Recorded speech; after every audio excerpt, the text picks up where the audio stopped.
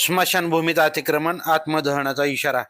मोडणीम येथील वीरशैव लिंगायत समाजाच्या स्मशानभूमीत अतिक्रमण करून सुरू असलेले बांधकाम व त्यावर टाकण्यात येणारे स्लॅब तातडीने ग्रामपंचायतीने थांबवावे, अन्यथा कोणत्याही क्षणी ग्रामपंचायत कार्यालयासमोर आत्मदहन करण्याचा इशारा वीरशैव लिंगायत समाज मोडणीमच्या पदाधिकाऱ्यांनी लेखी निवेदनाद्वारे दिला आहे.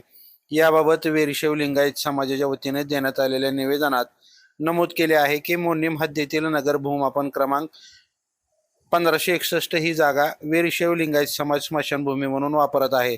सदर स्मशानभूमीच्या जागेमध्ये राजेश गणपत पाटील, ग्रामपंचायत सदस्य प्रतिनिधी भास्कर किसन पाटील व महादेव कृष्णा पकाले व इतरांनी अतिक्रमण केले असून वर नमूद तिघांनी स्मशानभूमीत बांधकाम चालू केले असून पैकी राजेश गणपत पाटील यांनी वरील नमूद जागेत अतिक्रमण केलेल्या जागेत बांधकाम असून त्यावर स्लॅब पडणार असल्याचे समजल्यानं ग्रामविकास अधिकारी यांना कळवले असून संबंधितांविरुद्ध कारवाई न केल्याने व स्लॅब टाकल्यास कोणत्याही वेळी ग्रामपंचायत कार्यालयासमोर आत्मदहन करणार असल्याचं निवेदनात म्हटलं असून याबाबत विपरीत घडल्यास ग्रामविकास अधिकारी व अतिक्रमण केलेल्यांना जबाबदार धरण्यात यावं असं निवेदनात म्हटलं आहे.